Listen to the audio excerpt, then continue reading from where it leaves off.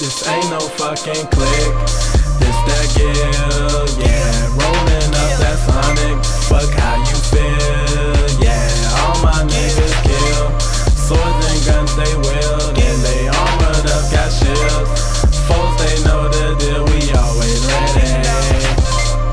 This that gill, yeah. Super duper flow. That's how I feel, yeah. All my niggas be blasting.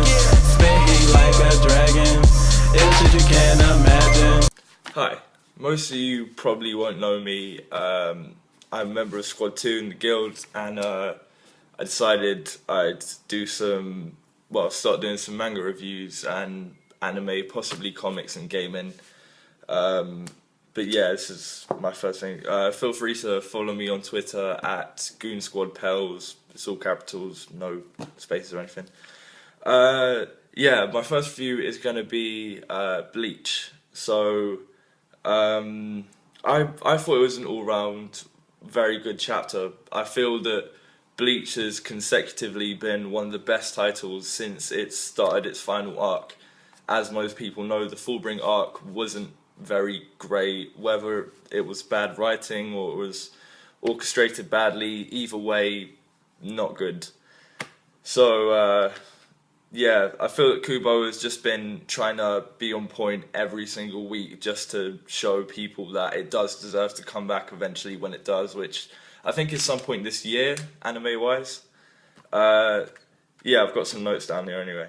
I feel that it was very well written, and we got some much needed Juha backstory, because we don't really know enough about the character other than he is the leader of the Quincy's and he has been messing people up. Yeah, I'm not exactly rooting for him like I may have been for other enemy characters once we found more about them, say Medora, for example from Toriko.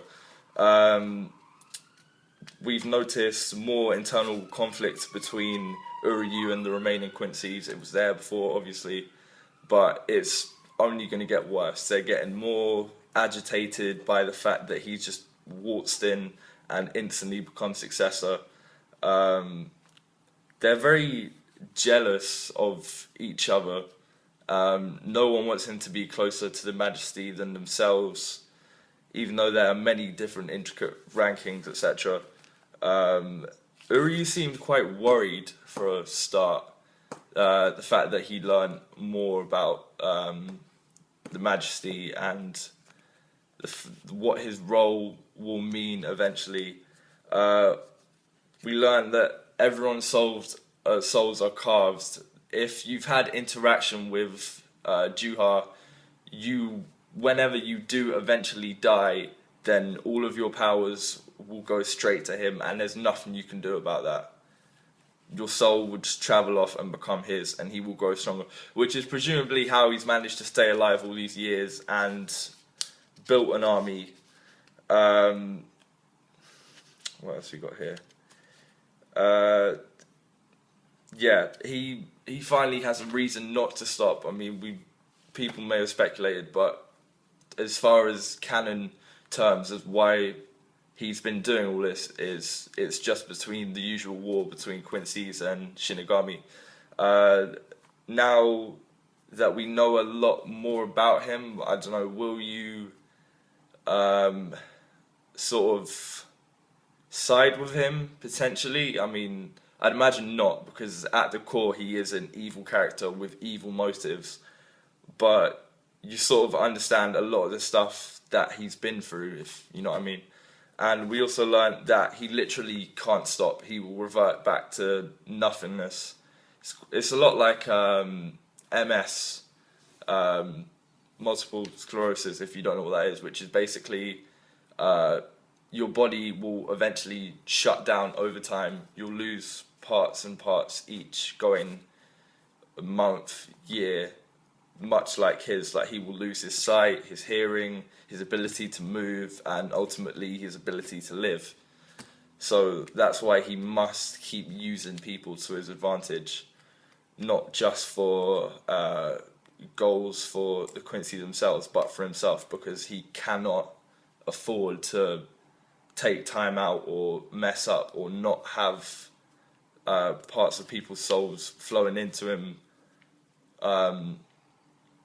as little as possible.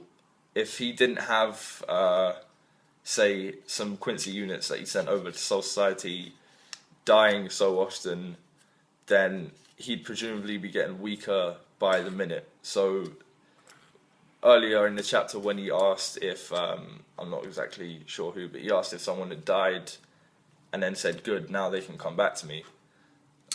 So he's not too bothered about his units. He knows that if they die, he will get stronger and in turn be able to create more. So it's not a problem with him. Yeah, all in all, I love the chapter. Honestly, I think Bleach gets better by the week. Recently, it's not even been about the development and progressing the story along. It's more of just been, there's a time skip, things have changed, people's powers have changed, and it's more of just been showing off abilities, and it's still amazing. So when it does eventually get to that point, much like this chapter, where there aren't that many things to say, oh yeah, this is brand new, this has changed. It's more of just full-on story development and character development and plot points. Yeah, I honestly don't see how it can go downhill. I know this is a final arc, and I'm predicting maybe another 2 years of Bleach.